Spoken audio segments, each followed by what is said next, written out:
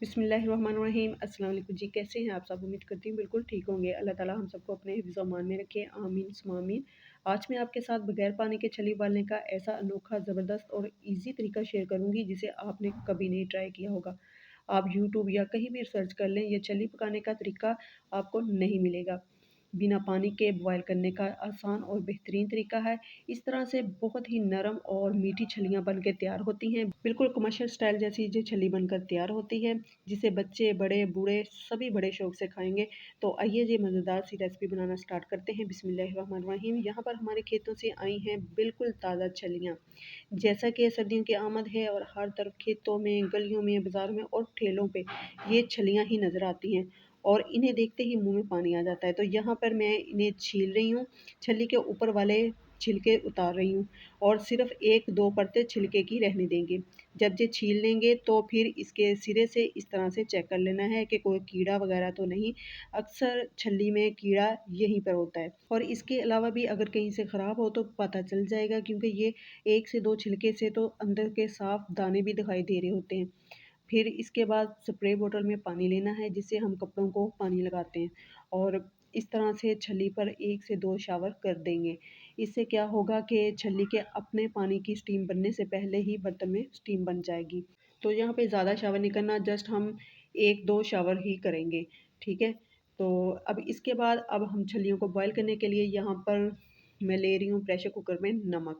ये वही नमक है जिसको मैं बेकिंग के लिए यूज़ करती हूँ, इसलिए इस नमक का रंग काला है। फिर ये थोड़े से छलियों के छिलके नमक के ऊपर रख देंगे। इसके बाद छलियों को इसके ऊपर रखेंगे, जितनी आपको छलियाँ बॉयल करनी है। चाहें तो आप प्रेशर कुकर भर कर भी बॉयल कर सकते हैं। तमाम छलियों को रखने के बाद प्रेशर कुकर को बंद कर देंगे और विसल इसके ऊपर रख देंगे। 10 मिनट तेज़ आँच रहने देंगे। फिर 20 मिनट के लिए लो आँच पर रखेंगे। फ्लेम की लो आँच आप वीडियो में देख सकते हैं। तो तब तक यहाँ पे हम बना लेते हैं मज़ेदार सी मसालादार सॉस। इसके लिए हाफ़ ऑरेंज और 2 लेमन का जूस लिया है। अब इसमें ऐड करेंगे 1 चम्मच चाट मसाला, हाफ़ चम्मच चिली फ्लेक्स और हाफ़ चम्मच ही ब्लैक सॉल्ट का ऐड करेंगे।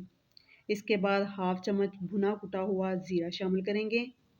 अब इन तमाम चीज़ों को अच्छे से मिक्स कर लेंगे और ये मज़ेदार सी मसालादार सॉस रेडी है। इसको हम छलियों पर अप्लाई करेंगे।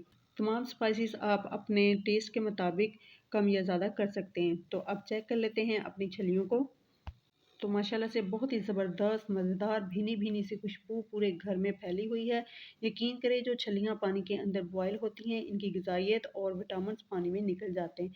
इसलिए उनका खाली-खाली सा, फोगला सा ज़ायका बनता है। लेकिन आप इस तरह से अगर स्टीम करेंगे ना, तो फिर इसी तरीके को बेस्ट मानेंगे। तो मैंने फटाफट से ये छलियाँ निकाल ली हैं और ये जो नमक है, इसको दोबारा से हम ठंडा करके इसको सेव कर लेंगे। तो अब यहाँ पे आप इसका रिज़ल्ट चेक करें, कितनी नर्म, सॉफ्ट और देखें फुली मैश हो रहा है इसका दाना, बहुत ही नरम और ज़बरदस्त ये गल चुकी हैं और खाने में तो आप इसका पूछे ही ना कि ये कितनी मज़े की हैं। ग़िज़ाइयत से भरपूर, बहुत ही ज़्यादा मीठी स्वीट कॉर्न ये बनकर रेडी होती हैं। अब इनके ऊपर मसाला लगाएँगे, जो हमने मसाला तैयार किया है। तो मैंने ये सारी छलियाँ छील ली हैं। मैंने यहाँ पे ऑरेंज और लेमन दोनों ही लिए हैं, आपके पास जो हो वो आप ले सकते हैं या फिर आप ब्रश की मदद से भी ये मसाला लगा सकते हैं, क्योंकि ये जो मसालादार सॉस हमने बनाई है, इसमें ऑरेंज और लेमन का जूस जो है वो ऑलरेडी मौजूद है। तो अब हम इसको टेस्ट करते हैं। माशाल्लाह से बहुत ही टेस्टफुल, चटपटी और मज़ेदार छल्ली रेडी हुई है। तो आप इस तरह से बहुत ही मज़ेदार छल्ली घर में बना सकते हैं। ये बाहर की छल्लियों से बहुत ही ज़्यादा बेहतर है और हमने इसको टेस्ट किया है, बहुत ही मज़ेदार और कमाल का जायका है। तो मैं इसको गरमा-गर्म सर्व कर रही हूँ, क्योंकि गरमा-गर्म खाने में तो अपना ही मज़ा है।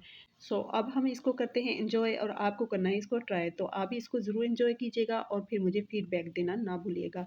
अगर आपको मेरा ये आज छल्ली उबालने का तरीका अच्छा लगे तो वीडियो को लाइक शेयर ज़रूर कीजिएगा और मेरे चैनल पे नए हैं तो मेरे चैनल को सब्सक्राइब भी कर दीजिएगा। तो फिर मिलते हैं नेक्स्ट नई और मज़ेदार रेसिपी के साथ। तब तक के लिए अल्लाह हाफ़िज़।